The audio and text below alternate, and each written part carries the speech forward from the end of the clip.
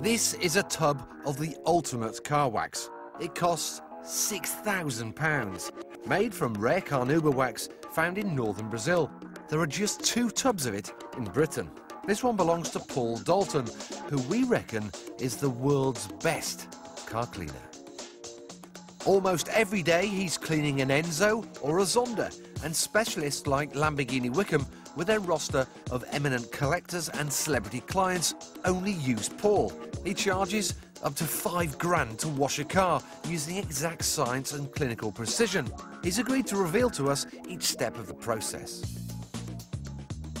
This is basically a citrus degreaser which will remove all the grime which is on the lower half of the vehicle.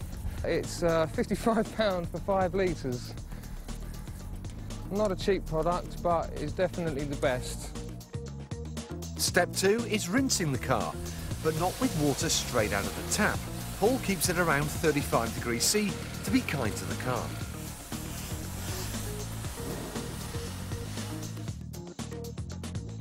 Step 3 is sponging on the suds. A £65 bucket imported from America is filled with a pH-neutral shampoo. Every product is chosen with the utmost care. A car like this Maserati MC12 is worth £500,000, and you wouldn't want to damage its paint.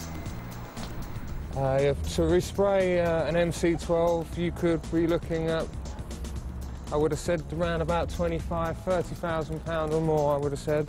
But I have to be very careful, basically. With all this attention to detail, we couldn't help wondering whether Paul's at the hearth had become a car wash widow. I think sometimes she might get a little bit jealous because I spend more attention to cars than my girlfriend. After more rinsing, the next step is to towel the car dry. No chamois leathers here, just high-tech microfiber blankets. Then it's onto the wheels with a special gel. Basically, it's a wheel gel that won't corrode the wheels or damage them in any way. There's a lot of products out there which are basically acid, and primarily their main job is to clean concrete, not wheels. This is about £75 for 5 litres. Well, one of my customers, he's got a £120,000 GT2 Porsche. Being jet black, it had the same problems, swirl marks and light scratches at the beginning, but now it's absolutely perfect, and he basically sits in his garage with a glass of wine and looks at it, which is, I think, fabulous, really. But I've managed to be able to transform his vehicle to better than when he picked it up. Most people would be happy to eat their dinner off this, but not Paul. To him, the car is still filthy. To reflect light perfectly, you need a mirror finish, and this special £20 block of clay picks up microscopic bits of dirt that would otherwise diffuse the light. But the paint still isn't perfectly flat. There are hundreds of fine scratches preventing a deep gloss. It's out with the ultrasound depth gauges worth £3,000, and this is so Paul can work out how much paint he's got to play with before he starts rubbing the scratches out 1/1000 of a millimetre at a time.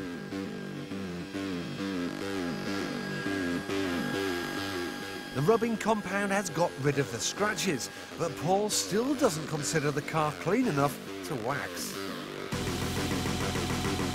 Once the lacquer is perfectly re-level, this is prepping the paintwork ready for the wax. You're looking at around about £35 a bottle for this. You're looking at about £16 for 2 towels, basically, which is a lot more expensive than towels I dry myself with. At the end of the day, it's finally time for the £6,000 wax, all lovingly massaged in by hand. When it's in there, it's an enzyme. The warmth of your hands and the air acts as a catalyst to turn it into a wax. So it's not actually a wax until it's on the vehicle. It will set harder than concrete and should last about 6 months. The lustre is undeniable, but this has been a relative catlick by Paul's standards. He's already got 2 Bugatti Veyron owners signed up to his top-of-the-range 61-step car wash.